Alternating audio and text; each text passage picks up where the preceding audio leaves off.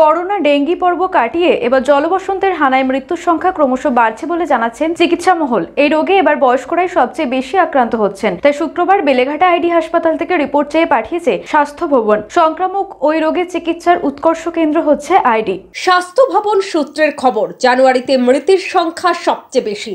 গত বছরের নভেম্বর মাস থেকে চলতি বছরের জানুয়ারি, এই 3 মাসে বেলেঘাটা আইডি হাসপাতালে মৃত্যু হয়েছে 12 জনের। আবার গত 1 নভেম্বর থেকে এই দিন পর্যন্ত ওই হাসপাতালে ভর্তি জল বসন্তে আক্রান্ত রোগীর সংখ্যা ছিল 58। শেষ 3 মাসে যে কজনের মৃত্যু হয়েছে তাদের 50% বয়স 50-এর উপরে। তাদের মধ্যে পুরুষ 75% এবং মহিলা 25%। স্বাস্থ্য দপ্তর সূত্রের খবর যে 12 জনের মৃত্যু হয়েছে তাদের 60% উচ্চ রক্তচাপ, stroke, cancer, COPD, hepatitis B, diabetes, immunosuppressive therapy, হৃদরোগের মতো কোমোবিডিটি ছিল।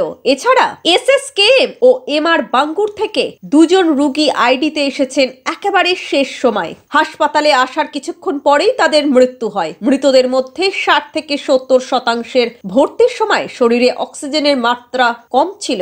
আর যতজন ভর্তি হয়েছেন তাদের 50% আক্রান্ত হবার 4 থেকে 7 দিনের মধ্যে হাসপাতালে এসেছেন।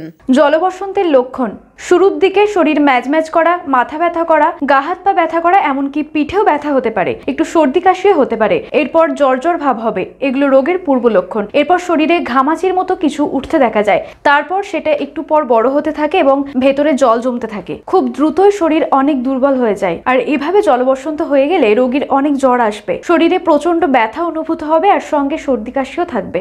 মূলত সব ঋতুতে এই রোগ কম বেশি হলেও শীতের শেষে ও বসন্তকালে তা মহামারী আকার ধারণ করে। চিকেন পক্স বা জলবসন্ত অত্যন্ত ছোঁয়াচে রোগ। ভেরিসেলা জোস্টার নামক এক ধরনের ভাইরাস এই রোগের কারণ। এই রোগের প্রথম বিবরণ পাই আমরা 900 শতাব্দীতে। তখন এটাকে এক ধরনের শান্ত প্রকৃতির গুটি বসন্তই বলা হতো, কিন্তু 1765 সালে ভোগেল এটার নামকরণ করেন ভেরিসেলা। 1766 সালে মর্টেম এর নাম দেন চিকেন পক্স। 1967 সালে হেবারটেন গুটি বসন্ত বা স্মল পক্সের সাথে চিকেন পক্সের পার্থক্য স্পষ্টভাবেই ব্যাখ্যা করেন। বিশ্ব স্বাস্থ্য সংস্থা এক সম্মেলনে ঘোষণা দেয় পৃথিবী থেকে সম্পূর্ণ নির্মূল হয়েছে স্মল পক্স, কিন্তু চিকেন পক্স নির্মূল করা সম্ভব হয়নি। কিভাবে এ রোগ ছড়ায়? চিকেন পক্সে আক্রান্ত রোগীর হাঁচি ও কাশি থেকে, আক্রান্ত রোগীর সংস্পর্শে এলে, আক্রান্ত রোগীর ব্যবহৃত জিনিস স্পর্শ করলে, আক্রান্ত রোগীর নিঃশ্বাসের বাতাস থেকে, আক্রান্ত রোগীর কাছাকাছি অবস্থান করলে সেখানকার বাতাসের মাধ্যমে, আক্রান্ত রোগীর শরীরে ফুসকুড়ি ওঠার 5 দিন আগে থেকে এবং ফুসকুড়ি শুকিয়ে যাওয়ার 6 দিনের মধ্যে কেউ সংস্পর্শে এলে। মনে রাখতে হবে, ভেরিসেলা ভাইরাস শরীরে প্রবেশ করার সাথে সাথে